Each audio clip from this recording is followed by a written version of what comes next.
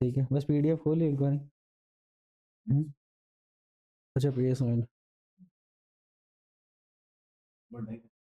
इसी साइज से कंटिन्यू करना है, बाकी सेटिंग कंप्लीट है उत्थे पूरी। ठीक है, मूव कितना होना है?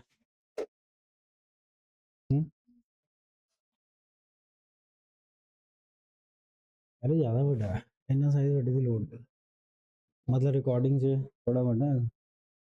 ठीक है,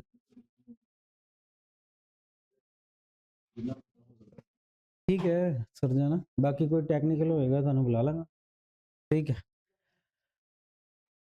अच्छा तो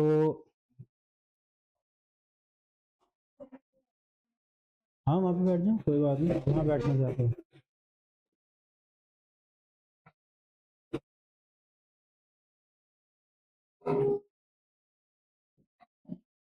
तो बच्चे आप लोगों ने ना कुछ कुछ भी नोट डाउन आपको करने की जरूरत नहीं है, ठीक है। आपने सिर्फ 100% कॉन्सेंट्रेशन के साथ मुझे सुनना है, ठीक है। साथ साथ नोट्स बनाने का या कुछ भी लिखने का कोई बर्डन नहीं है, क्योंकि ये क्लास रिकॉर्ड हो जानी है, यूट्यूब पे चले जानी है। आप रिपीटेडली इसे 100 बार देखो, 200 बार देखो, ठीक है। तो साथ में नोट्स बनाने का, कुछ मेमोराइज करने का बर्डन नहीं है, आपने सिर्फ मुझे सुनना है, ठीक है। तो सबसे पहला मेरा सवाल ये है, कॉन्स्टिट्यूशन एक वर्ड है इंग्लिश का, हिंदी में उसे बोलते हैं संविधान, ठीक है। क्या सुना है आप लोगों ने कॉन्स्टिट्यूशन के बारे में, या आप क्या समझते हो थोड़ा बहुत? हाँ जी, बैठ के, बच्चे खड़े नहीं होना है, बैठ के आराम से रिलैक्स।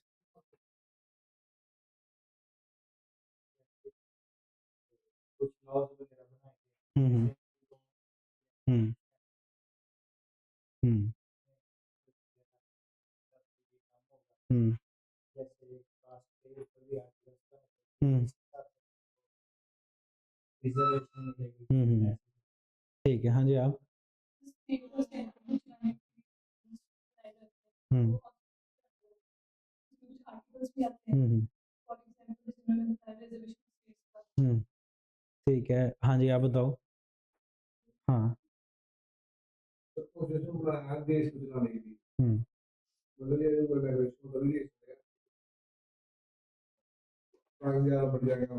अब देखो इसमें सवाल एक मेरा सिंपल सा है, इतना हम लोगों को समझ में आता है कि कॉन्स्टिट्यूशन का मतलब है रूल बुक, ठीक है, एक ऐसी किताब जिसमें सारे रूल्स लिखे हुए हैं। तो दूसरा सवाल इससे रिलेटेड ये है कि उसको हम सिंपल रूल बुक या लॉ बुक क्यों नहीं बोल देते, एक स्पेशल वर्ड कॉन्स्टिट्यूशन या संविधान क्यों यूज किया जाता है, उसका क्या कारण? इसके इस पे आज में सोचा है आपने कभी कि क्यों हम कॉन्स्टिट्यूशन वर्ड क्यों यूज कर रहे हैं? मतलब हम किसी तरीके की rule book one, rule book two नाम दे सकते हैं उसे, या कोई लॉ बुक नाम दे सकते हैं, और हम एक स्पेसिफिक वर्ड यूज करते हैं कॉन्स्टिट्यूशन। कॉन्स्टिट्यूशन जो अंग्रेजी का वर्ड है वो बना है कॉन्स्टिट्यूट से। कॉन्स्टिट्यूट का मतलब होता है किसी चीज को बनाना, किसी चीज को फॉर्म करना। कॉन्स्टिट्यूशन एक ऐसी रूल बुक है, एक ऐसी कानून की किताब है जो पूरे देश की फाउंडेशन बनाने का काम करती है, ठीक है। इसीलिए एक स्पेसिफिक वर्ड यूज होता है कॉन्स्टिट्यूशन, संविधान। कॉन्स्टिट्यूशन का मतलब एक ऐसी किताब जिसमें सारे वो फंडामेंटल लॉस, सारे वो फंडामेंटल कानून बताए गए हैं जिनसे देश की फाउंडेशन तैयार होती है ठीक है। और ये बात समझना कि देश की फाउंडेशन तैयार होती है, उसके ऊपर देश फिर over the period of time अपने आप बिल्ड ऑन करता रहता है, ठीक है।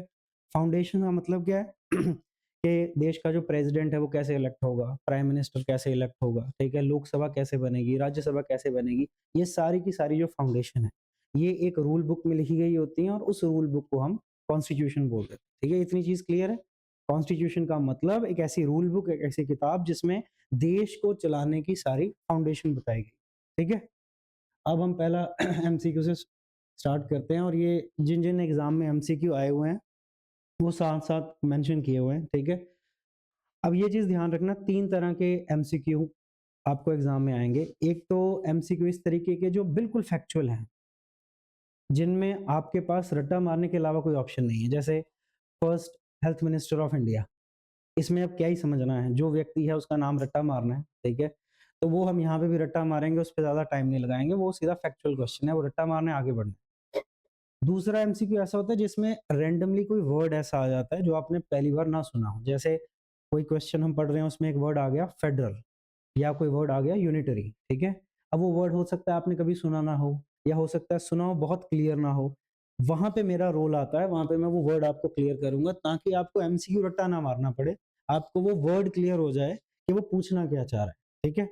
और तीसरा एमसीक्यू उस तरीके का होता है जिसमें थोड़ा-सा हिस्टोरिकल बैकग्राउंड समझाना ज़रूरी होता है। जैसे इसमें एक एमसीक्यू आएगा कि कौन-सी सुप्रीम कोर्ट की जजमेंट है जिसमें सुप्रीम कोर्ट ने ये एस्टेब्लिश किया था कि राइट टू लाइफ बहुत इम्पोर्टेंट है।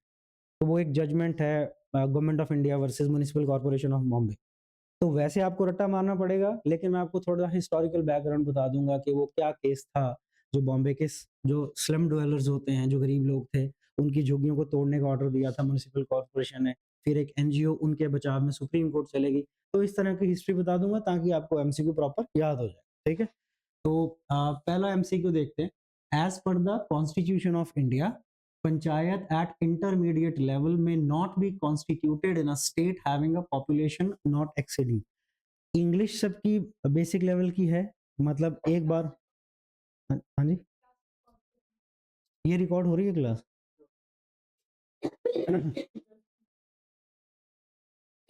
कर देते हैं सर, कर देते हैं, ठीक है? सबसे पहले आप सिर्फ सेंटेंस पे फोकस करो। ये थोड़ा-सा ट्रिकी सेंटेंस है, कई बार आप बहुत जल्दी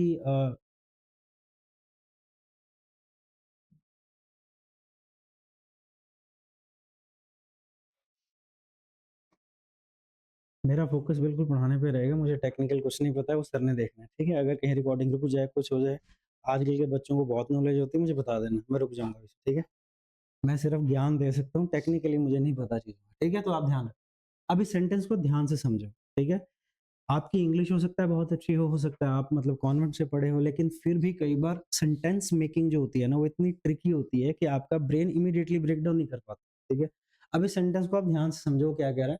as per the constitution of India, Bharat के संविधान के अनुसार, panchayat at the intermediate level may not be constituted in a state having population not exceeding, ठीक है?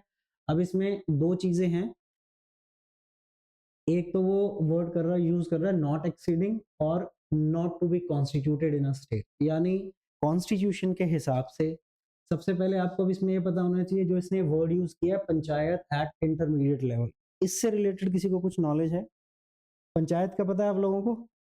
थोड़ा सा मैं आपको ब्रीफ दे देता हूँ। इंडिया का जो गवर्निंग स्ट्रक्चर है वो 3 लेवल पे काम करता है। एक सेंट्रल लेवल पे, एक स्टेट लेवल पे और एक उसको डिस्ट्रिक्ट लेवल बोल सकते हैं या उसको लोकल लेवल बोल देते हैं, ठीक है? स्टेट लेवल पे कैसे काम करता है? स्टेट लेवल में लोकसभा है, राज्यसभा है, ठीक है? वो सारी कहाँ पे है? दिल्ली में है, ठीक है? न्यू दिल्ली में है लोकसभा, राज्यसभा।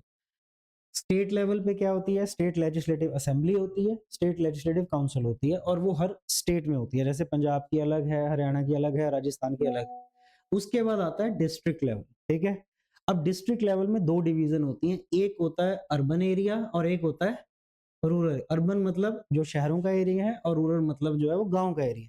जो अर्बन एरिया उसकी डिवीज़न अलग होती है, जो रूरल एरिया उसकी डिवीज़न अलग है, ठीक है? जो अर्बन एरिया वहाँ पे होती है म्युनिसिपल काउंसिल, म्युनिसिपल कॉर्पोरेशन और कुछ जगहों पे जो है इंटरमीडिएट ब्लॉक होता है, ठीक है? वो पॉपुलेशन के हिसाब से होता है। अब ये जो पंचायत का स्ट्रक्चर है, गाँव में भी 3 लेवल होते हैं। एक सबसे जो लोअर लेवल है उसे बोलते हैं पंचायत समिति, ठीक है? सबसे लोअर लेवल होता है पंचायत समिति, ठीक है? उससे ऊपर कौन-सा होता है, सुना है किसी ने? जिसे इंटरमीडिएट लेवल बोल रहा है, उसका नाम क्या होता है? हाँ, बोलो, गेस करो, कोई बात नहीं। हाँ जी, जो जिला परिषद है, वो सबसे ऊपर होता है, ठीक है? तो सबसे नीचे जो होता है, वो होता है ग्राम पंचायत, सेकंड लेवल पे पंचायत समिति और तीसरे लेवल पे जिला परिषद। ये जिस इंटरमीडिएट लेवल की बात कर रहा है, जो बीच वाला लेवल होता है गवर्निंग स्ट्रक्चर गाँव में लोकल लेवल पे, वो होता है पंचायत समिति, ठीक है? सबसे नीचे होता है ग्राम पंचायत के ऊपर पंचायत समिति और पंचायत समिति के ऊपर जिला परिषद, ठीक है? अब ये जो 2 ब्लॉक हैं, ग्राम पंचायत और जिला परिषद, ये इंडिया की हर गाँव में, हर डिस्ट्रिक्ट में होगा ही होगा। इनमें कोई एक्सेप्शन नहीं है, ठीक है? लेकिन जो पंचायत समिति है उससे रिलेटेड हमारे कॉन्स्टिट्यूशन में एक रूल है, और वो क्या रूल है? वो रूल ये है कि अगर एक स्पेसिफिक अमाउंट ऑफ पॉपुलेशन किसी स्टेट में कम है, तो उस स्टेट में ये इंटरमीडिएट लेवल एग्जिस्ट नहीं करेगा, ठीक है? अब क्वेश्चन उस क्वांटिटी से रिलेटेड है कि वो क्या अमाउंट है पॉपुलेशन की, कि अगर उतनी पॉपुलेशन से कम जनसंख्या किसी स्टेट में है तो इंटरमीडिएट लेवल एग्जिस्ट नहीं करे, ये क्वेश्चन, और उसकी आंसर है लगभग 20 लाख के आसपास।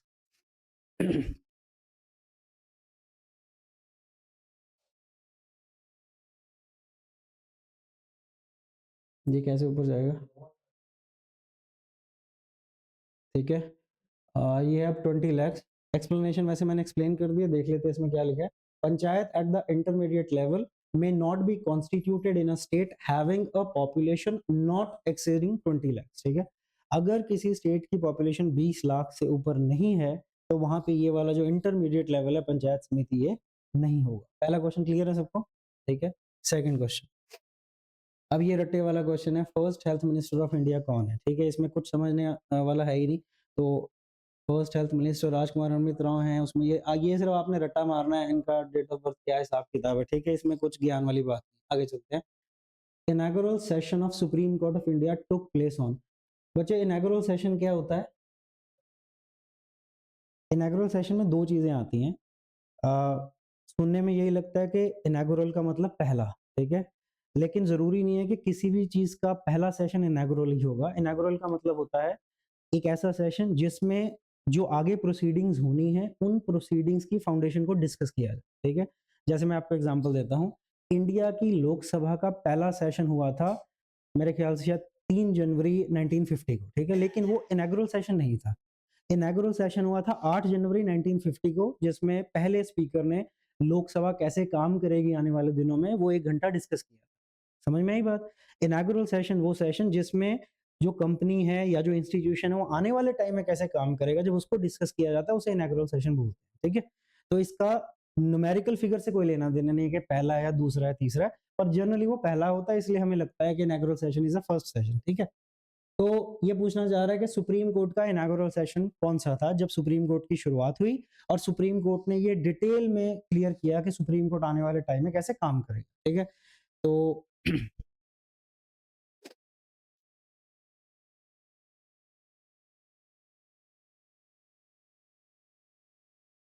मुझे तो यूज करने के लिए एक बंदा रखना पड़ता है। ये ज्यादा बड़ा नहीं है, इतना जूम की जरूरत आपको तो दिख ही जाएगा, इससे छोटा भी नजर आ जाएगा यार आप लोगों को, है ना?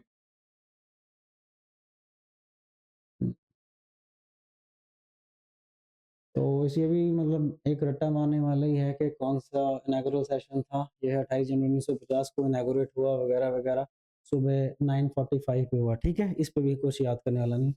Who was appointed as Assembly's constitutional advisor in 1946 during the framing of the Constitution?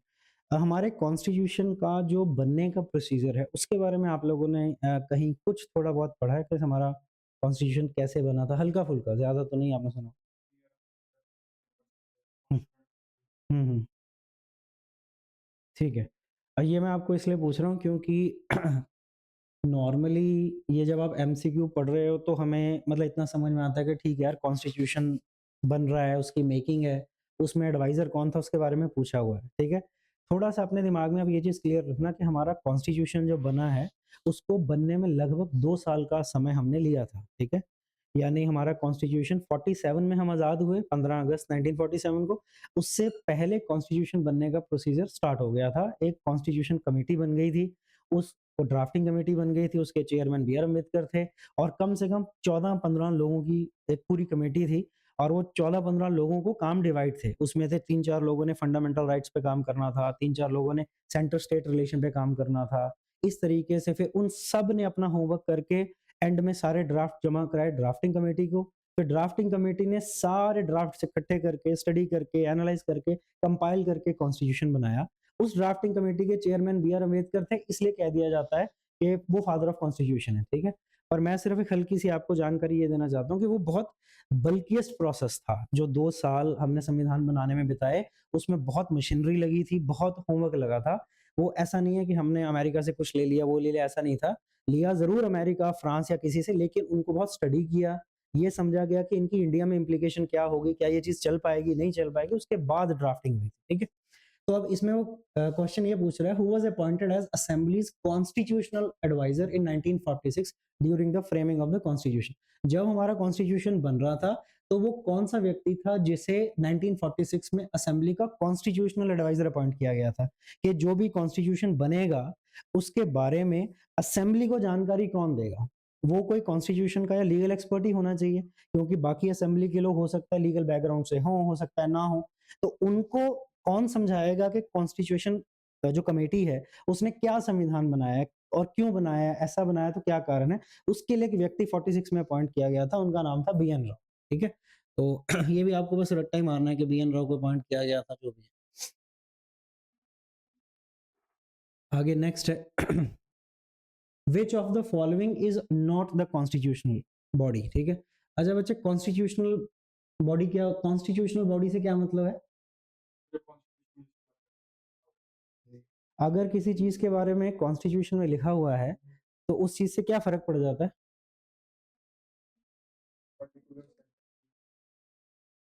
और कोई गेस?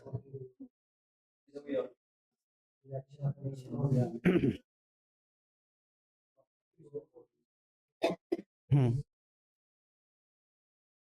हाँ जी, आप बताओ। कॉन्स्टिट्यूशनल बॉडी का क्या मतलब हो सकता है? अच्छा, ਉਹ ਉਹਦੇ ਨਾਲ ਕੀ ਫਰਕ ਪੈਂਦਾ ਹੈ ਜੇ ਮੰਨ ਲਓ ਨਾਰਮਲੀ ਇਹਦੀ ਪਰਿਭਾਸ਼ਾ ਸਾਰਿਆਂ ਨੂੰ ਨਹੀਂ ਸਮਝ ਆਉਂਦੀ ਹੈ ਕਿ ਕੌਨਸਟੀ ਸੰਵਿਧਾਨਿਕ ਬੋਡੀ ਦਾ ਮਤਲਬ ਹੈ ਸੰਵਿਧਾਨ 'ਚ ਲਿਖਿਆ ਦਾ, ਠੀਕ ਹੈ?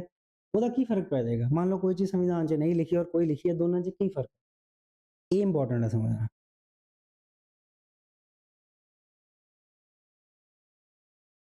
What difference it would make if some institution is registered in a constitution और कुछ कॉन्स्टिट्यूशन में नहीं लिखा हुआ? हाँ जी, आप बताओ, आपको क्या लगता है क्या फर्क होगा दोनों में? हम्म, हम्म, हम्म, हम्म, हम्म। लीगली आप लोग बिल्कुल सही बोल रहे हो, पर मैं सिर्फ ये जानना चाह रहा हूँ कि अगर कोई चीज कॉन्स्टिट्यूशन में, जैसे एग्जांपल ले लेते हैं, फाइनेंस कमीशन एक कॉन्स्टिट्यूशनल बॉडी है, आर्टिकल 280 हमारे कॉन्स्टिट्यूशन में लिखा हुआ है, उसमें फाइनेंस कमीशन है, ठीक है? National commission for schedule tribes जो है, ये भी एक कॉन्स्टिट्यूशनल बॉडी है, मैं आर्टिकल भूल रहा हूँ, मेरे ख्याल से 115 के आसपास है। इलेक्शन कमीशन का आर्टिकल 354 के आसपास इलेक्शन कमीशन का आर्टिकल है। यानी finance commission, national commission of minority वाला और इलेक्शन कमीशन, ये कॉन्स्टिट्यूशनल बॉडी है, संविधान में इनके आर्टिकल। नीति आयोग का कोई आर्टिकल नहीं है, ठीक है? तो मेरा सवाल ये है कि इन दोनों की फंक्शनिंग में इस पे क्या असर पड़ रहा है कि अगर कुछ संविधान में लिखा हुआ है और कुछ संविधान में नहीं है, उसका फर्क क्या है? फर्क सिर्फ एक है, आप ध्यान से समझो। संविधान में अगर कोई चीज लिखी हुई है तो ये छोटी मोटी बात नहीं है। अगर इलेक्शन कमीशन ऑफ इंडिया संविधान में एक रजिस्टर्ड बॉडी है, अगर हमारे कॉन्स्टिट्यूशन का आर्टिकल 354 कहता है कि इंडिया में इलेक्शन कमीशन ऑफ इंडिया होगा और वो इलेक्शन कराने के लिए रिस्पॉन्सिबल होगा, इसका मतलब इस इंस्टीट्यूशन की डायरेक्ट पावर कहां से आ रही है? कॉन्स्टिट्यूशन से आ रही है। इसके और कॉन्स्टिट्यूशन के बीच में कोई नहीं आ सकता, ना सेंट्रल गवर्नमेंट, ना स्टेट गवर्नमेंट, ना आरबीआई, ना नरेंद्र मोदी, ना सुप्रीम कोर्ट, कोई भी नहीं आ सकता। ये डायरेक्टली अपनी पावर कहां से ड्रॉ कर रहा है? कॉन्स्टिट्यूशन से, और nothing is more higher than constitution. अब नीति आयोग की प्रॉब्लम क्या है? नीति आयोग मान लो काम कर रहा है, ठीक है, लेकिन नीति आयोग सीधा अंडर होता है होम मिनिस्ट्री, सेंट्रल गवर्नमेंट की। सेंट्रल गवर्नमेंट की मर्जी है, इनको एजेंडा दे दिया, इस हिसाब से आपने पॉलिसी फ्रेम करनी है, इनको करनी पड़े। ये सेंट्रल मिनिस्ट्री को बाईपास नहीं कर सकते कि नहीं सर हमने ऐसा नहीं करना है, वैसा करना है, नहीं। They have no other option than to comply with central ministry, क्योंकि उसके अंडर है। ये फर्क होता है किसी चीज के कॉन्स्टिट्यूशन में होने का, कि उसके ऊपर कोई बॉस नहीं होता है, कॉन्स्टिट्यूशन ही उसका बॉस होता है, उसकी सुप्रीम पावर आ जाती है, ठीक है? ये फर्क होता है कॉन्स्टिट्यूशन में होने और ना होने का, ठीक है? नेक्स्ट क्वेश्चन देखो।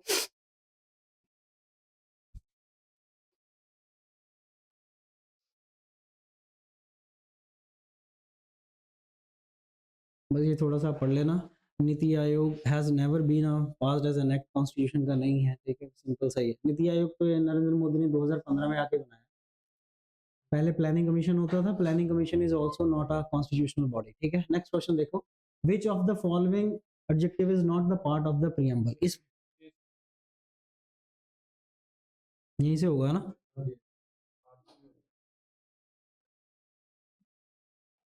अंडू से भी होगा?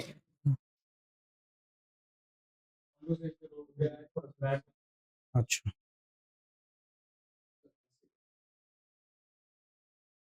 ऐसे ही हो जाता था।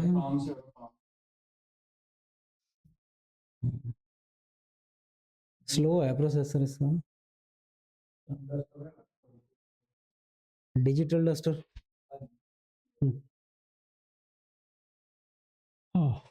चलो नेक्स्ट।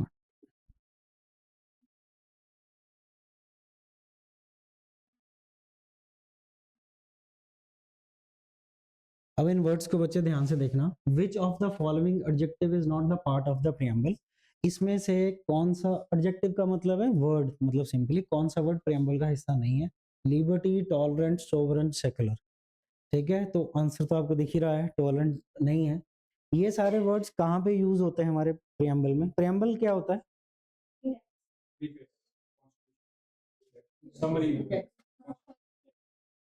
देखो ये ना एक्चुअली प्रॉब्लम क्या है, जिन्होंने कॉन्स्टिट्यूशन बनाया है ना वो सारे थे इंडिया के टॉप मोस्ट लॉयर्स। जैसे आज की डेट में है ना, जैसे राम जेठमलानी जी की डेथ हो गई है, ठीक है, तो जिन्होंने ये कॉन्स्टिट्यूशन बनाया वो लॉयर्स थे, तो उन्होंने वर्ड्स बहुत ही hi fi legal words use किए हुए हैं। कॉन्स्टिट्यूशन वर्ड यूज किया है। प्रियम्बल, प्रियम्बल का सिंपल मतलब होता है इंट्रोडक्शन।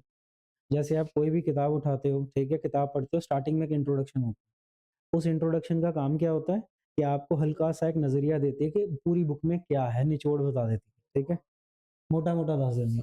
तो ये जो प्रियम्बल है, प्रियम्बल का काम सिर्फ एक है कि कॉन्स्टिट्यूशन क्यों बनाया गया है, उसका मकसद क्या है, वो अचीव क्या करना चाहता है, वो बेसिक चीजें जो है प्रियम्बल में डिस्कस की हुई। ठीक है, प्रियम्बल की लाइन वैसे आपको याद होनी चाहिए, 5 ही लाइनें हैं। We the people of India having solemnly resolved to constituted India into a sovereign socialist secular democratic republic and secure to its all citizen justice liberty, इस तरह के वर्ड्स उसमें यूज किए गए हैं। ठीक है, तो हमारा जो प्रियम्बल है यानी हमारे कॉन्स्टिट्यूशन की जो इंट्रोडक्शन है, उनमें से सिर्फ एक वर्ड नहीं यूज किया गया, दैट इज टॉलरेंट। ठीक है, लिबर्टी, सोवरेनिटी और सेकुलर वर्ड यूज किया गया।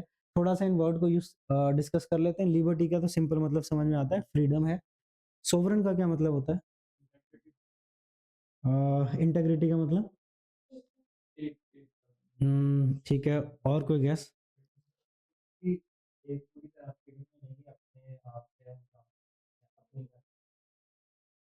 देखो जो लिबर्टी है ना, वो यूज होती है व्यक्ति के लिए। इंडिया में जो लोग रहते हैं वो लिबर्टी यूज करते हैं, फ्रीडम है उनको कोई भी डिसीजन लेने की। जो सॉवरन वर्ड है ना, ये यूज होता है देश के लिए। इसका मतलब ये है कि एक देश इंटरनल लेवल पे या एक्सटर्नल लेवल पे फैसले लेने के लिए बिल्कुल फ्री है। इंडिया को कोई भी देश फोर्स नहीं कर सकता कि इस मुद्दे पे तूने ये डिसीजन लेना है। इंडिया फ्री है कि या पॉइंट ए डिसीजन ले या पॉइंट बी डिसीजन ले। ठीक है, उस पावर को क्या बोलते हैं? सोवरन। ठीक है, प्रभुसत्ता जिसे बोलते हैं। और नेक्स्ट है सेकुलर। सेकुलर का मतलब क्या होता है? क्या मतलब होता है? तो ट्रांसलेशन हो गई ना, मतलब क्या होता है धर्मनिरपेक्षता?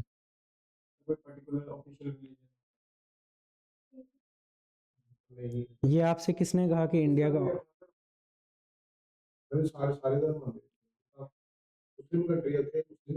हम्म, ठीक है, और कोई?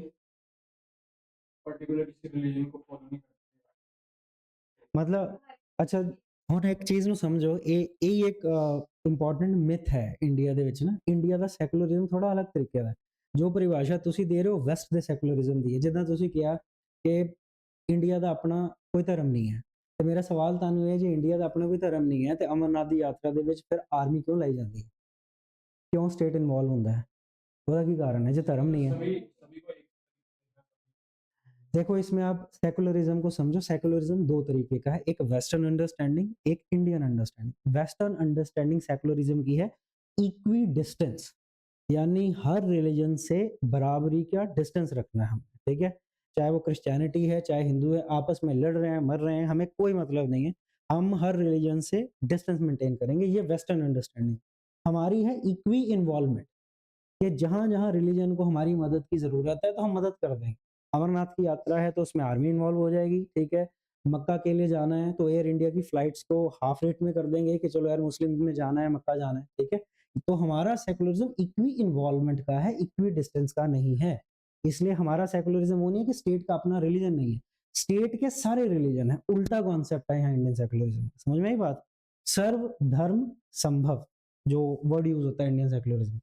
ठीक है, आगे next. How many members were there in the drafting committee of the Indian constitution? Drafting committee कौन सी कमेटी थी?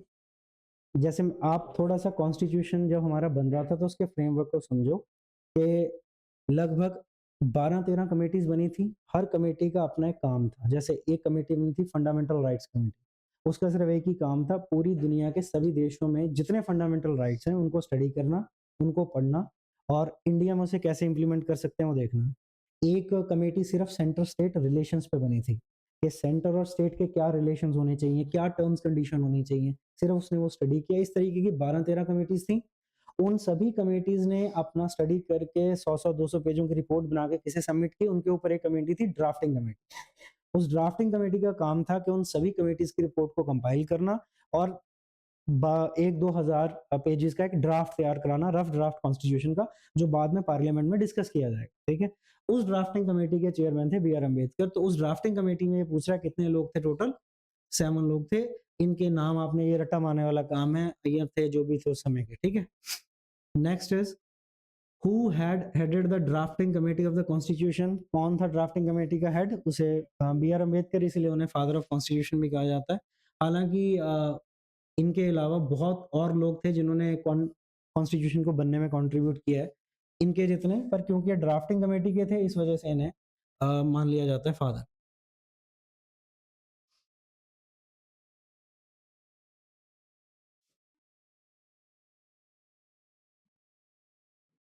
ये वाला हो गया ना?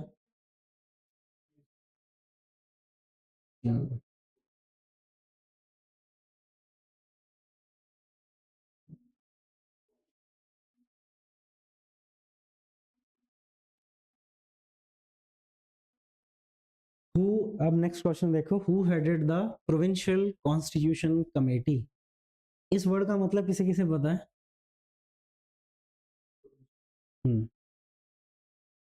प्रोविंशियल का मतलब क्या होता है?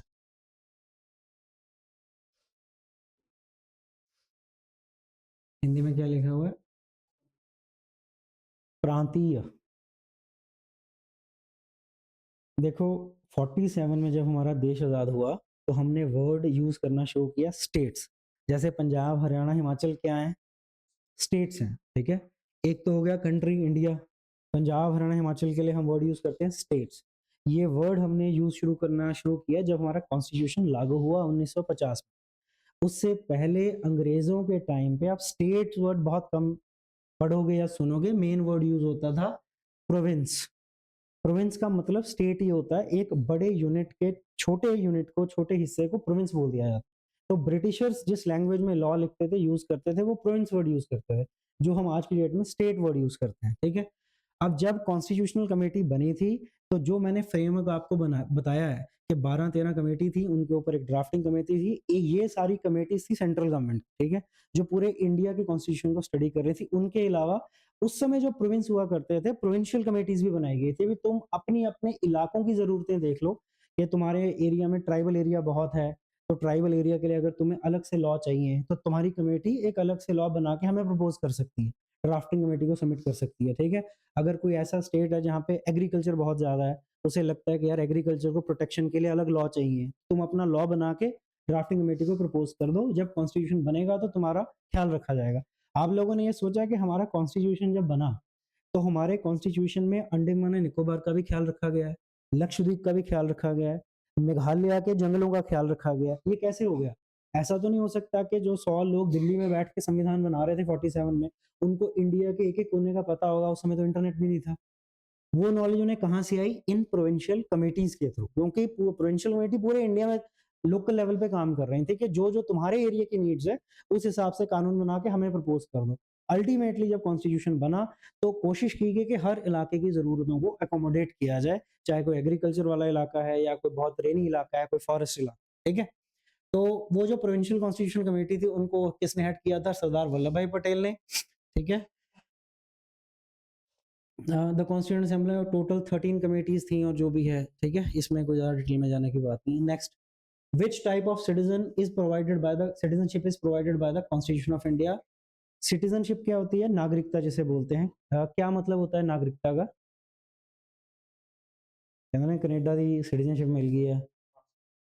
एक तो होंगे पीआर, पीआर का मतलब सिटीजनशिप नहीं होंगे। सिटीजनशिप का पहला स्टैप है पीआर, ठीक है। पीआर मिल गई मतलब तुसी जिहड़ी नौकरी करनी है तुहानू वेजिस उन्ने मिलणगे जिन्ना उत्थे दे लोकल बंदे नू मिलदे। उस तो बाद 2-3 साल बाद पीआर तो बाद की मिलती है, 3-4 साल बाद सिटीजनशिप मिल जाती। हुण की मतलब होंदा है सिटीजनशिप का? क्या मतलब है नागरिकता का?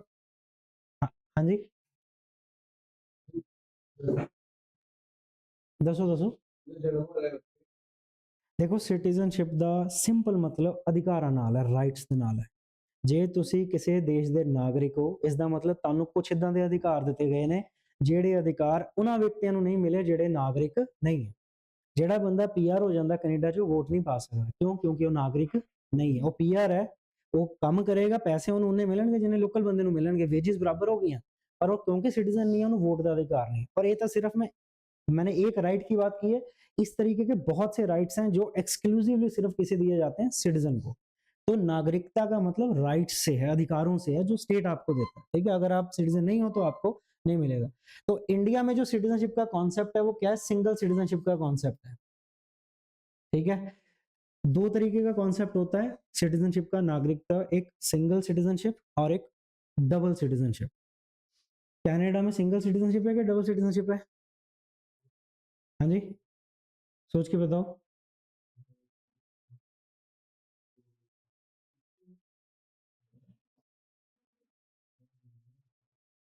हाँ जी दसो, कनेडा च डबल सिटीजनशिप है सिंगल सिटीजनशिप है?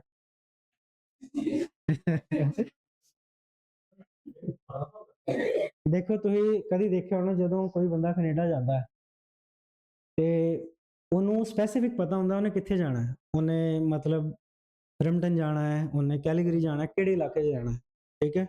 ਔਰ ਜਿਹੜਾ ਬੰਦਾ ਜਾ ਰਿਹਾ ਉਹਨੂੰ ਪੁੱਛੋ, ਉਹ ਘੱਟੋ ਘੱਟ 6-7 ਸਾਲ ਉੱਥੇ ਉਹਨੂੰ ਰਹਿਣਾ ਜ਼ਰੂਰੀ ਹੁੰਦਾ ਹੈ। ਉਹਦਾ ਕਾਰਨ ਇਹ ਹੈ ਕਿ ਉੱਥੇ ਡਬਲ ਸਿਟੀਜ਼ਨਸ਼ਿਪ ਦਾ ਕਨਸੈਪਟ ਹੈ। ਡਬਲ ਸਿਟੀਜ਼ਨਸ਼ਿਪ ਦਾ ਮਤਲਬ ਕੀ ਹੁੰਦਾ ਹੈ?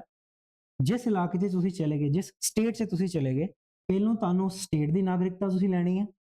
ਉਹ ਨਾਗਰਿਕਤਾ ਤੁਹਾਨੂੰ ਮਿਲ ਗਈ, ਫਿਰ ਤੁਹਾਨੂੰ ਕੈਨੇਡੀਅਨ ਸਿਟੀਜ਼ਨਸ਼ਿਪ ਜਿਹੜੀ ਪੂਰੀ ਕੰਟਰੀ ਦੀ ਹੁੰਦੀ ਹੈ ਉਹ ਲੈਣੀ ਪੈਂਦੀ ਹੈ। ਅਮਰੀਕਾ 'ਚ ਵੀ ਡਬਲ ਸਿਟੀਜ਼ਨਸ਼ਿਪ ਹੈ, ਕੈਨੇਡਾ 'ਚ ਡਬਲ ਸਿਟੀਜ਼ਨਸ਼ਿਪ ਹੈ। ਬੜੇ ਦੇਸ਼ ਨੇ ਜਿੱਥੇ ਡਬਲ ਸਿਟੀਜ਼ਨਸ਼ਿਪ, ਯਾਨੀ ਸਟੇਟ ਦੀ ਆਪਣੀ ਨਾਗਰਿਕਤਾ ਔਰ ਕੈਨੇਡਾ ਦੀ ਆਪਣੀ ਨਾਗਰਿਕਤਾ। ਇਸ ਕਰਕੇ ਜਿਹੜਾ ਬੰਦਾ ਕੈਨੇਡਾ ਜਾਂਦਾ, ਮੰਨ ਲਓ ਬਰੈਂਪਟਨ ਗਿਆ ਹੈ, ਤੇ ਜਦ ਤੱਕ ਉਹਨੂੰ ਬਰੈਂਪਟਨ ਦਾ ਪੀਆਰ ਨਹੀਂ ਮਿਲਦਾ ਉਹ ਬਰੈਂਪਟਨ ਛੱਡ ਕੇ ਕਿਸੇ ਹੋਰ ਸਟੇਟ 'ਚ ਕੰਮ ਨਹੀਂ ਕਰ ਸਕਦਾ। ਜਦੋਂ ਉਹਨੂੰ ਬਰੈਂਪਟਨ ਦਾ ਪੀਆਰ ਮਿਲ ਗਈ ਜਾਂ ਉੱਥੇ ਦਾ ਸਿਟੀਜ਼ਨਸ਼ਿਪ ਉਹਨੂੰ ਮਿਲ ਗਈ, ਫਿਰ ਉਹਨੂੰ ਹੋਰ ਕਿਸੇ ਸਟੇਟ ਕੰਮ ਕਰਨ ਲਈ ਕੈਨੇਡੀਅਨ ਸਿਟੀਜ਼ਨਸ਼ਿਪ ਅਪਲਾਈ ਕਰਨੀ ਪਏਗੀ। ਕੈਨੇਡੀਅਨ ਸਿਟੀਜ਼ਨਸ਼ਿਪ ਮਿਲ ਗਈ, ਫਿਰ ਉਹ ਕੈਨੇਡਾ ਜਿੱਥੇ ਮਰਜ਼ੀ ਮੂਵ ਕਰ ਸਕਦਾ ਹੈ, ਕੰਮ ਕਰ ਸਕਦਾ ਹੈ। ਅਦਰਵਾਈਜ਼ ਉਹਨੂੰ ਜਿੱਥੇ ਦੀ ਸਿਟੀਜ਼ਨਸ਼ਿਪ ਹੈ ਉੱਥੇ ਕੰਮ ਕਰਨਾ ਪਏਗਾ। ਇਹ ਕਨਸੈਪਟ ਕਿੱਥੇ ਲਾਗੂ ਹੁੰਦਾ ਹੈ? ਜਦੋਂ ਡਬਲ ਸਿਟੀਜ਼ਨਸ਼ਿਪ ਹੁੰਦੀ ਹੈ। ਇੰਡੀਆ 'ਚ ਕਨਸੈਪਟ ਕੀ ਹੈ? Single citizenship. ਇੰਡੀਆ ਦੇ ਵਿੱਚ ਜੇ ਤੁਹਾਡੇ ਕੋਲ ਭਾਰਤ ਦੀ ਨਾਗਰਿਕਤਾ ਹੈ, ਤੁਸੀਂ ਭਾਵੇਂ ਕੇਰਲਾ ਕੰਮ ਕਰੋ, ਭਾਵੇਂ JNK ਕਰੋ, ਭਾਵੇਂ ਮੇਘਾਲਿਆ ਕਰੋ, ਇੰਡੀਆ ਨੂੰ ਕੋਈ ਮਤਲਬ ਨਹੀਂ, ਕੋਈ ਆਬਜੈਕਸ਼ਨ ਨਹੀਂ। ਇਸ ਕਨਸੈਪਟ ਨੂੰ ਕਹਿੰਦੇ ਆ ਅਸੀਂ ਸਿੰਗਲ ਸਿਟੀਜ਼ਨਸ਼ਿਪ, ਠੀਕ ਹੈ ਜੀ। आगे,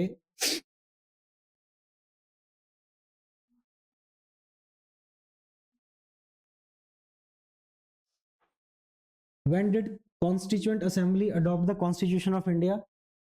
साड़ी ਜਿਹੜੀ संवैधानिक सभा सी जो संविधान बना रही थी उसने हमारे संविधान को कब अडॉप्ट किया था? 26 नवंबर 1946। हमारा संविधान लागू कब किया गया और बना कब था? तो 26 नवंबर को बना है, 26 जनवरी को लागू कर रहे हैं। 2 महीने का हमने गैप क्यों दिया? दसो, वो दिमाग पे जोर पा रहे हैं, सोचो 2 मिनट ला के सोचो।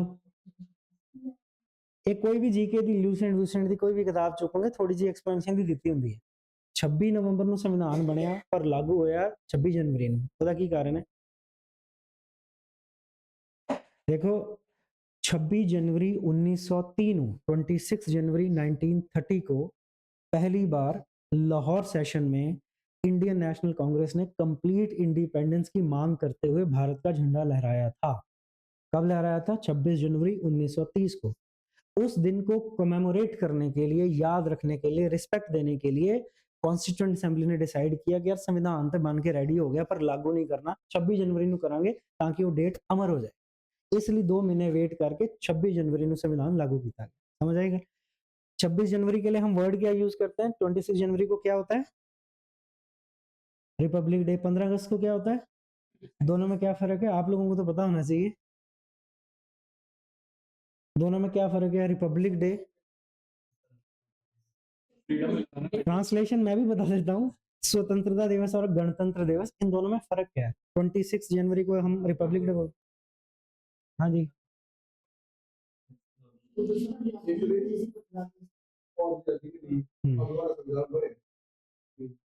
मतलब ठीक है, एक तरीके ਨਾਲ ਤੁਸੀਂ ਇਹ ਕਹਿ ਸਕਦੇ ਹੋ, ਪਰ ਇਹਦਾ ਥੋੜਾ ਹੋਰ ਡੂੰਘੀਆਂ ਇੰਪਲੀਕੇਸ਼ਨ ਹੈ ਇਸ ਚੀਜ਼ ਦੀ। अच्छा चलो सुनो ध्यान ਨਾਲ, एक इंटरेस्टिंग चीज ਤੁਹਾਨੂੰ ਦੱਸਦਾ। रिपब्लिक जड़ा इंग्लिश का वर्ड है ना, जिसको हिंदी में बोलते हैं हम, आपको पंजाबी में प्रॉब्लम हो गई है ना, ठीक, वो माँ बोली है ना, निकल आती है अंदर। चलो हिंदी में बोलते हैं गणतंत्र, जिसे इंग्लिश में हम रिपब्लिक बोलते हैं। इसका मतलब होता है एक ऐसा सिस्टम जिसमें हेड ऑफ स्टेट जो है उसे लोगों द्वारा चुना जाए। ठीक है, जब किसी देश के मुखिया को, हेड को लोगों द्वारा चुना जाता है, उस सिस्टम को हम क्या कहते हैं? रिपब्लिक। इतना समझ आया? 47 में जब हमारा देश आजाद हुआ था, जवाहरलाल नेहरू प्रधानमंत्री बने थे, क्या उनको लोगों ने चुना था? जब हमारा देश आजाद हुआ, जवाहरलाल नेहरू देश के पहले प्रधानमंत्री बने, क्या इलेक्शन हुए थे? क्या जवाहरलाल नेहरू को लोगों ने चुना था? नहीं चुना था। He was by default prime minister. ठीक है, क्योंकि उस समय हम एकदम इलेक्शन नहीं करवा सकते थे, अंग्रेज गए तो बाय डिफॉल्ट जो बंदा सबसे आगे था प्रधानमंत्री बन गया। इसका मतलब हमारा देश उस समय रिपब्लिक नहीं था, हम सिर्फ क्या हुए थे? अंग्रेजों से। इसलिए 15 अगस्त को क्या बोलते हैं? 1950 में क्या हुआ? इलेक्शन हुए, और इलेक्शन के बाद देश के प्रधानमंत्री कौन बने? जवाहरलाल नेहरू। इसलिए उस दिन को क्या बोलते हैं? फर्क समझ आया? इसलिए 15 अगस्त सिर्फ इंडिपेंडेंस डे है, रिपब्लिक डे नहीं है। रिपब्लिक हम बने 26 जनवरी 1950 को, जब इलेक्शन हुए और देश का हेड ऑफ इंस्टीट्यूशन लोगों द्वारा वोटे डाल के चुना गया। ये फर्क है दोनों। इतना समझ आ गया? चलो जी, नेक्स्ट क्वेश्चन देखो। In 1967, which of the following languages was included in the list of state languages of Indian Constitution? अब हमारे कॉन्स्टिट्यूशन में एक शेड्यूल है जिसमें इंडिया की कई लोकल लैंग्वेजेस को इंक्लूड किया गया है। ठीक है, उसमें पंजाबी भी है, सिंधी भी है। वो उन लैंग्वेजेस को इंक्लूड करने का सिर्फ एक ही कारण है कि उन लोकल लैंग्वेजेस को time to time central government पैसे के तौर पे हेल्प देती रहती है उनको डेवलप करने के लिए, ताकि वो खत्म ना हो जाए। ठीक है, तो इस तरह की जो लैंग्वेजेस जो इंक्लूड हैं, ये पूछ रहा है इन 1967 which of the following languages was included. 67 में कौन सी लैंग्वेजेस वो थी जो से इंक्लूड किया गया था? तो सिंधी को इंक्लूड किया गया था। 14 लैंग्वेजेस इस समय टोटल हैं जो हमारे कॉन्स्टिट्यूशन में इंक्लूड है। ठीक है, नेक्स्ट, ये मेरे ख्याल से थर्ड शेड्यूल में है। थर्ड में लैंग्वेजेस है, फोर्थ में अभी आगे नेक्स्ट क्वेश्चन आ जाएगा। ठीक है, नेक्स्ट देखो, who is considered as the father of the constitution. इसके बारे में कुछ जरूरत नहीं है डिस्कस करने की, आपको पता ही है। ठीक है, आगे चलते हैं। Who among the following was not the part of Constituent Assembly responsible to draft the constitution? मतलब इसमें से कौन सा व्यक्ति कॉन्स्टिट्यूशन को बनाने के प्रोसेस में बिल्कुल भी इन्वॉल्व नहीं था, और वो व्यक्ति कौन था? महात्मा गांधी। कॉन्स्टिट्यूशन को बनाने में आप कहीं इनका नाम नहीं सुनोगे। ठीक है, next, who was the chairman of the drafting committee of constitution? Same he answer है। ठीक है, इसीलिए इन्हें फादर कहा जाता है। आगे चलते हैं। On which day is the constitution day celebrated every year?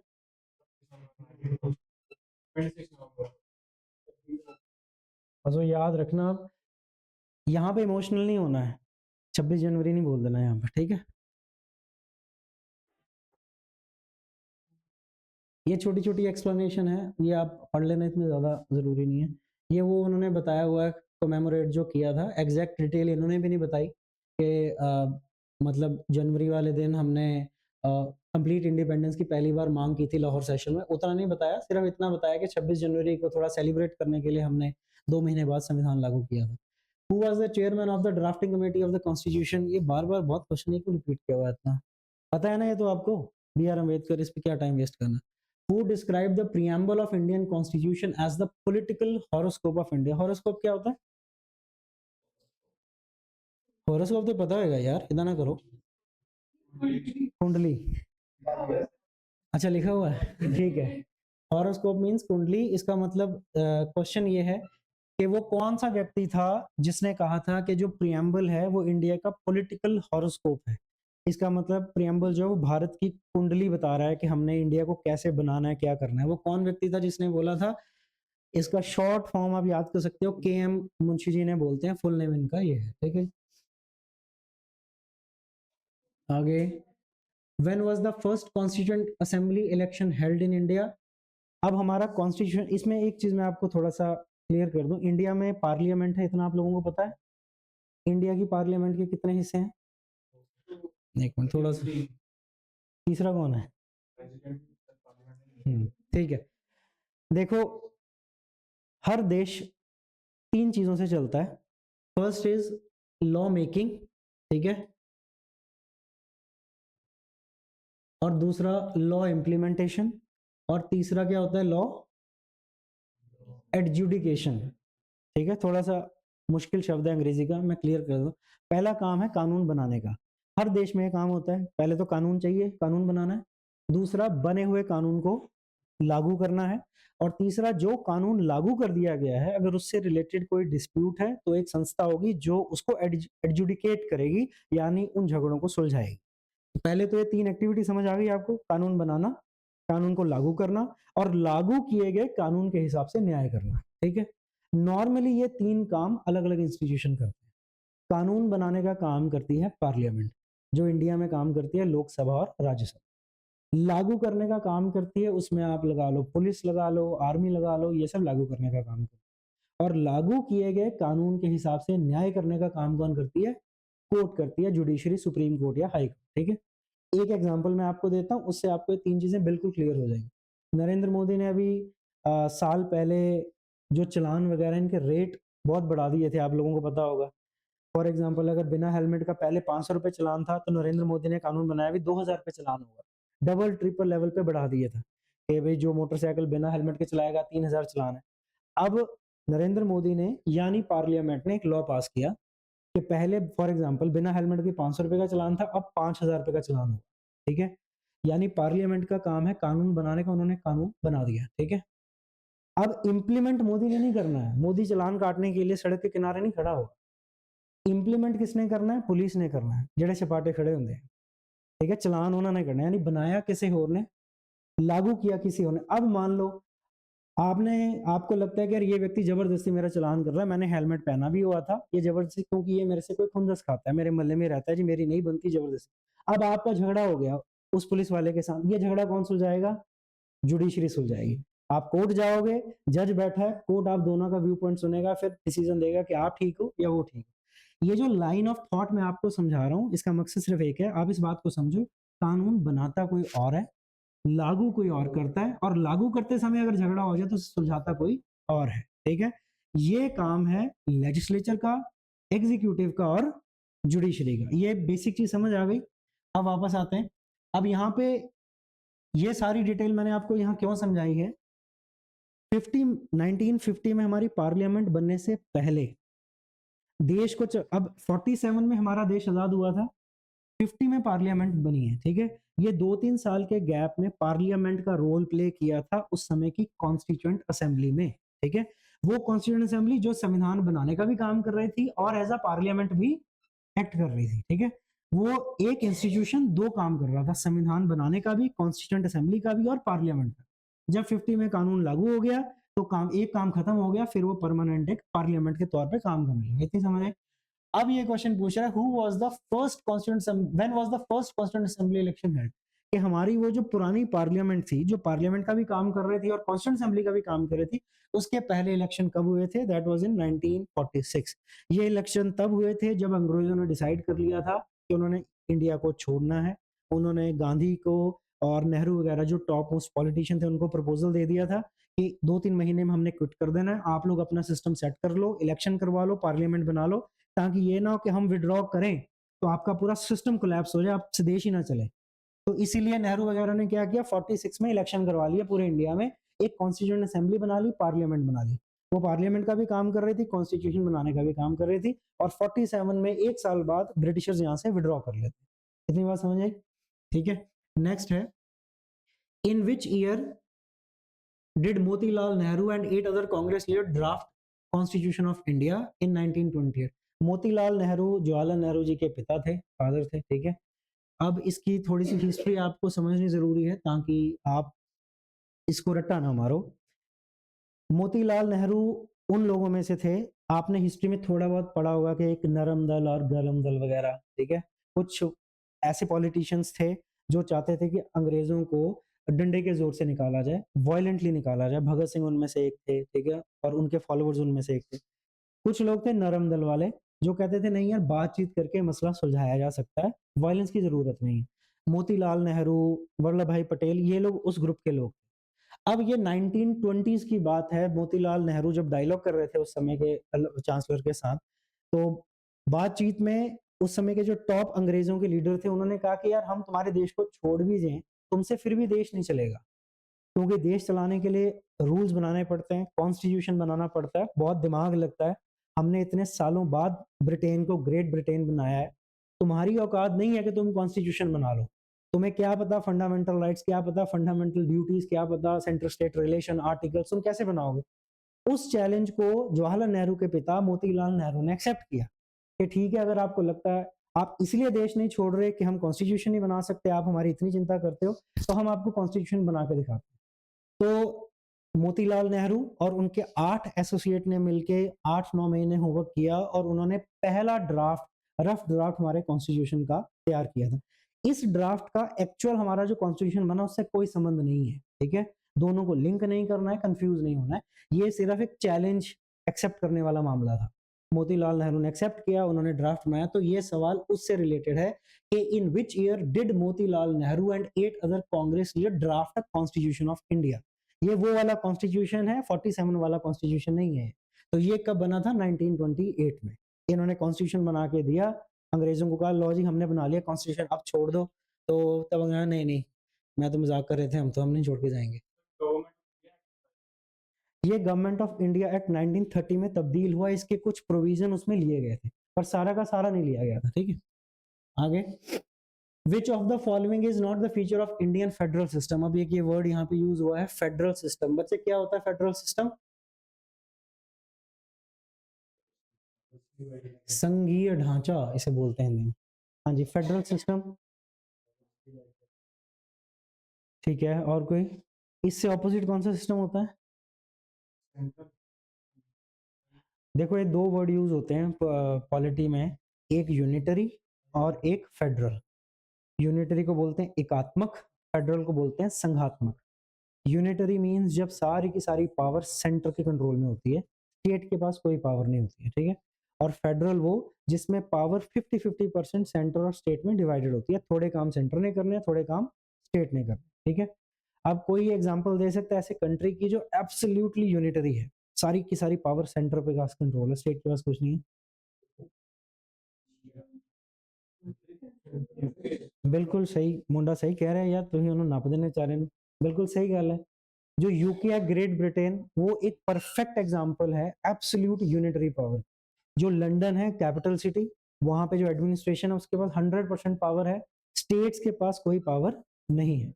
अब इससे बिल्कुल ऑपोजिट एग्जांपल एक ऐसा देश जो बिल्कुल फेडरल हो, जहां पे पावर बिल्कुल सेंटर स्टेट में डिवाइडेड है, उसमें यूएसए भी है, उसमें कनाडा भी है, और भी बहुत है। लेकिन यूएसए सबसे परफेक्ट एग्जांपल है फेडरल कंट्री की, जिसमें पावर सेंटर स्टेट में डिवाइडेड है।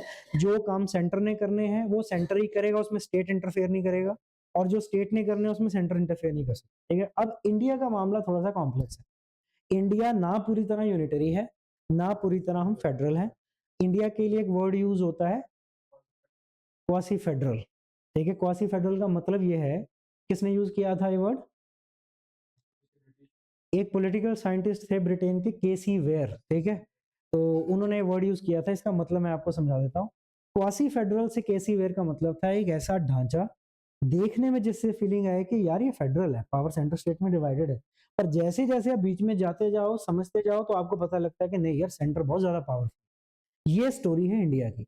अगर कोई आउटसाइडर, कोई एनआरआई कनाडा से आया है या इंडिया के बारे में पढ़ रहा है, उसे लगेगा India is a federal country यार, एक दिल्ली में सरकार बैठी है, बाकी स्टेट्स में अपनी अपनी सरकारें हैं, एक नरेंद्र मोदी है, बाकी भगवंत मान है, फलाने फलाने, ठीक है यार फेडरल स्ट्रक्चर है। पर जब आप इंडिया को एक्चुअल में स्टडी करते हो तो आपको पता लगता है यार सेंटर बहुत ही ज्यादा पावरफुल है। आर्मी सारी सेंटर के अंडर है, एयरफोर्स सारी सेंटर के अंडर है, ठीक है। अपना क्या बोलते हैं, सीबीआई, रॉ, सारी पावरफुल स्ट्रॉन्ग एजेंसी सेंट्रल के हाथ में। पैसा सारा सेंटर के पास है, करेंसी नोट किसने छापने हैं, सेंटर ने छापने हैं। आरबीआई किसके पास है, सेंटर के पास है। तब लगता है कि यार हवाई बनाई दी है फेडरल की, एक्चुअल में स्टेट दे पहले कुछ नहीं। स्टेट करता है क्या है, बस मांगता है कटोरे लेके, इतनी ग्रांट दे दो, उतनी ग्रांट दे दो।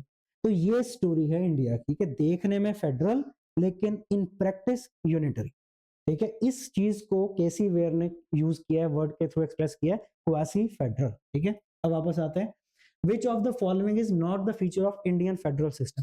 इसमें से कौन सी ऐसी विशेषता है जो इंडिया के फेडरल सिस्टम में सूट नहीं करती है। मतलब इंडिया को अगर हम फेडरल मान लें कि चलो देखने में भी फेडरल है, तो कौन सी विशेषता है जो इंडिया में नहीं इंप्लीमेंट होती है। पहला है रिटन कॉन्स्टिट्यूशन। अब ये तो हमें पता है भारत का कॉन्स्टिट्यूशन रिटन ही है, ठीक है, यानी ये विशेषता हमारे पास है। Second is independent judiciary to settle disputes. हमारी जो न्यायपालिका है वो स्वतंत्र है, जुडिशरी इंडिपेंडेंट है, सेंट्रल गवर्नमेंट इंटरफियर नहीं कर सकती, ठीक है, ये भी हमारे पास है। सिंगल टायर गवर्नमेंट, क्या ये हमारे पास है? सिंगल टायर गवर्नमेंट नहीं है हमारे पास, मैंने आपको बताया था ना, 3 टायर पे, वैसे डबल टायर तो है ही है सेंट्रल और स्टेट का, उसके बाद थर्ड टायर भी है, और थर्ड टायर 2 में डिवाइड है, अर्बन के लिए अलग और रूरल के लिए अलग, ठीक है।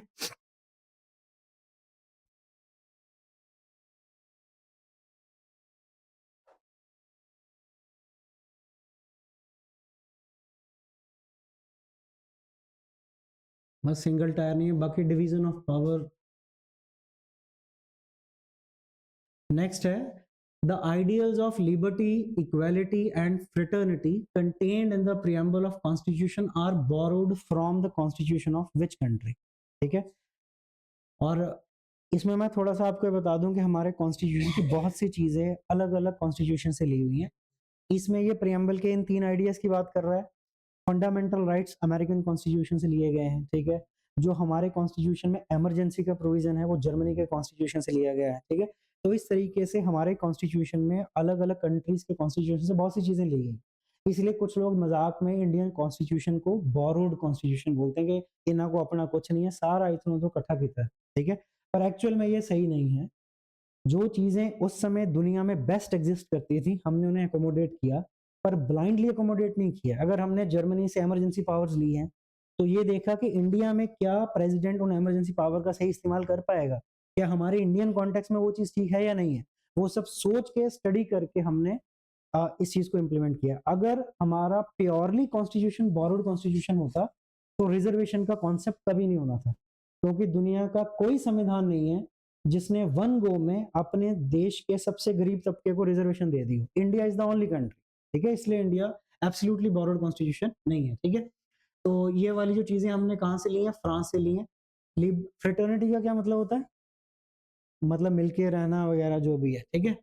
तो ये जो कॉन्सेप्ट है लिबर्टी, इक्वलिटी, फ्रेटर्निटी, हमने फ्रांस से लिए हैं। फ्रेंच रेवोल्यूशन कब आया था? 1789 में।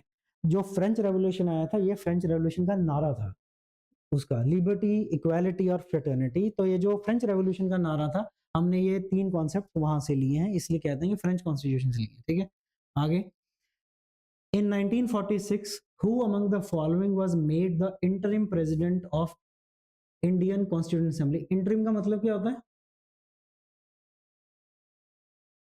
इंटरिम हिंदी में से बोलते हैं अंतरिम, मेरे ख्याल से, हाँ अंतरिम।